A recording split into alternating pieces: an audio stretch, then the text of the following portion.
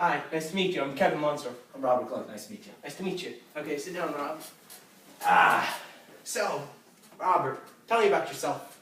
Well, I am working to be a PT. I'm hoping to work for your company. I took 7 years of the PT program in Seton Hall. I've made internships, and I've now graduated top 10%, and I'm hoping to work for your company. Internships? Like what kind of internships? Like where? Well, I worked at the local hospital, you know, a couple blocks away, big hospital, right? Yeah. So I worked there for Dr. Giordano, Dr. Heason, and you know, I worked for them. And then I also worked at a private facility, and I worked with geriatrics, which is older people, That's good. as you know. Yes, so I'm just sitting here and I'm wondering about you. What's your biggest flaw? Because I know it doesn't say that here on your resume, but I just always want to know that about my applicants. I would say my biggest flaw is I'm a little spastic in some ways. So sometimes I'm a little jumpy, and sometimes that scares the patients a little bit. But usually I'm able to control that and keep focused. Sounds good. Yeah, so you know, I keep it under control. Yes. So why should I hire you over all the other list of applicants I have? Alright, I'll tell you exactly why.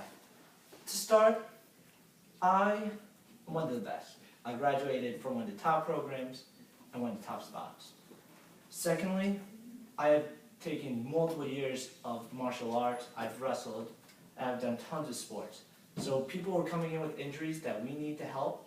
I've been there, I've done that. I know exactly where they're coming from. Secondly, my internships and my references would back me up. That's saying I'm very good at working with the patients. And just I'm generally usually get along well with the patients. So, it's good. You do realize that some of our more difficult patients require multiple PTs to help them recover. Would you be willing to work with them? I am willing to do whatever's necessary. Some people do need more help, and there's more than one person can do alone. So whatever's necessary is necessary. Okay. And just out of curiosity, if you were an animal, what would you be and why? I would say I'd be a wolf, because the lone wolf, due to I'm usually very high energy, so wolves are always, running around. Secondly, both sports I had perfected, or at least perfected, was martial arts, which is independent, and so is wrestling. It's an independent sport. You're the only one out there. You're the lone wolf.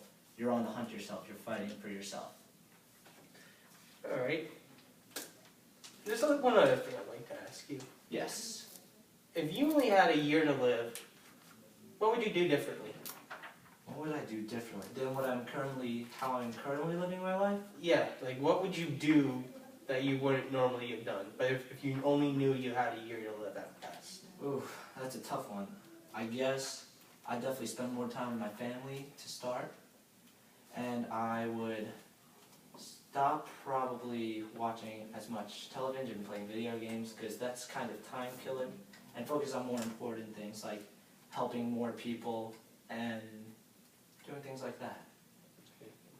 Also, I would maybe go travel more, see more of the world, because that's something I've always wanted to do, and if it was my last year, I definitely want to be able to see that.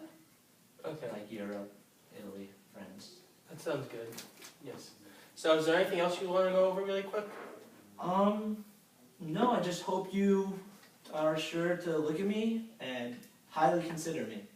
Okay. Alright, thank you very much. Thank you. Nice to meet you.